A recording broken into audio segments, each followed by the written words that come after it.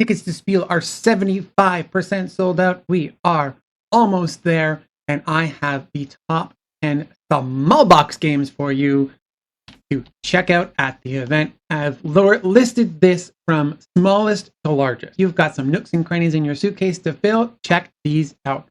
First up from Helvetique is their new game, Oh My Sock. I love their cute card games, and so this one is a set collection game. However, you can only collect in pairs, and if you can't place the pair into your tableau, you have to pass it to the next player, which they might end up being able to collect that set for you.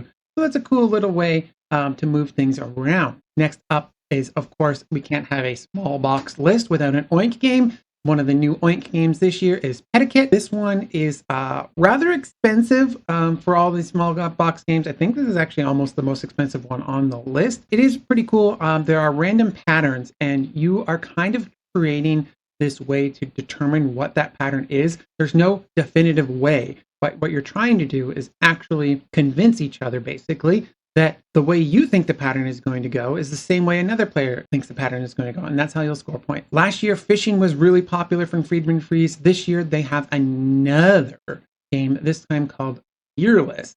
And so this one is another kind of trick-taking game. However, what's going to happen is that when you play and win tricks, the cards have positive and negative points. And so there is a track that you're going to go up and down on. You're going to tug of war. Eventually, you do want to try and go all positive or all negative, but you're not really in control all the time of the tricks that you might win. When you play out the tricks, you have to kind of strategize as to, is that a trick I want to win? Because is that going to send me further towards the negative track or the positive track?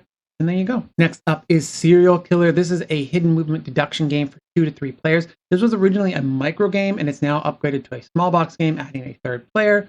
Pretty simple. The killer is trying to get victims. The detective is trying to stop the killer. And then with the new 3rd player, you get a Lola, the police dog, who is totally going to be Bo. You know that. Can't actually talk. They can only communicate via bark and sniffing things out. Then this is one of my favorite games. This released at Gen Con, Up or Down.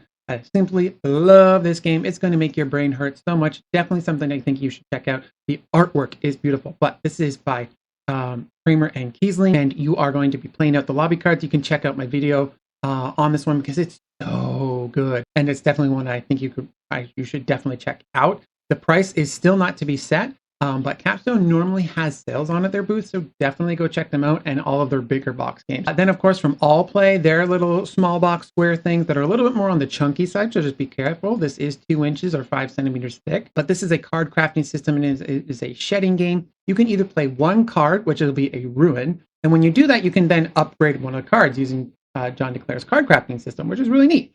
And one of those upgrades can be a claim card, so that if that card is dealt to someone else during the game, you actually get that card back. Or in order to actually get yourself to go out, you can play sets of cards. And then those sets of cards, of course, have been upgraded throughout the game, and they have different actions and stuff to manipulate the game. So that's pretty neat. The popular game Coffee Rush now comes to a card game. And so this is basically like a memory style race game. The first person to get 5 of their orders done will win the game, just as similar it was in Coffee Rush. However, this is a simultaneously selection game. There's a pile of ingredient cards in the center. You got to pick them up, decide if you're keeping it or throwing it back down. Pick it up, you're keeping it and throwing it back down and throwing it into your tableau for your orders. However, some of your orders are pink and you have to contribute to them through memory only because the ingredient is going to go face down. And so that's going to add a little bit of a tricky element to that. Next up is Tax the Rich from Allion Dr. O. They are one of my favorite Euro designers, but they actually now have this little trick-taking game. And with this one, the Trump suit is dynamic. So we're kind of bidding for party leader in a phase there, and then we're going to go into the trick-taking. And so that first part is going to decide what the trump is, and then throughout the game, you're actually going to be able to play the actual trick. However, if you win a trick with a 1 card, you're going to tax the rich, and you're going to steal the trick from and steal points from other players. So that's really cool.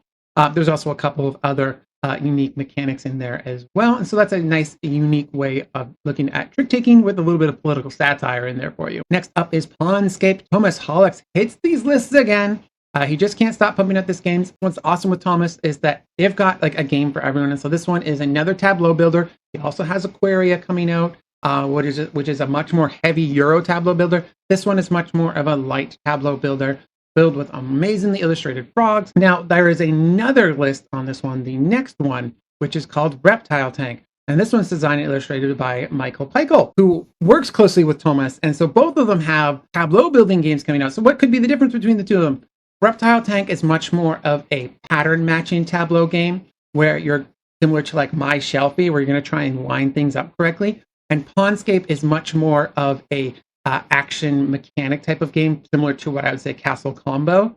So depending on which of those two games that you may have played in the past is probably which one you want to get. But frankly, they're small enough that why don't you just get them both? That's all I've got for you today. I hope to see you there. Make sure you check me out at the Meet and Play on the Saturday. And let me know what small box games do you think you're going to be picking up at the show. Bye-bye.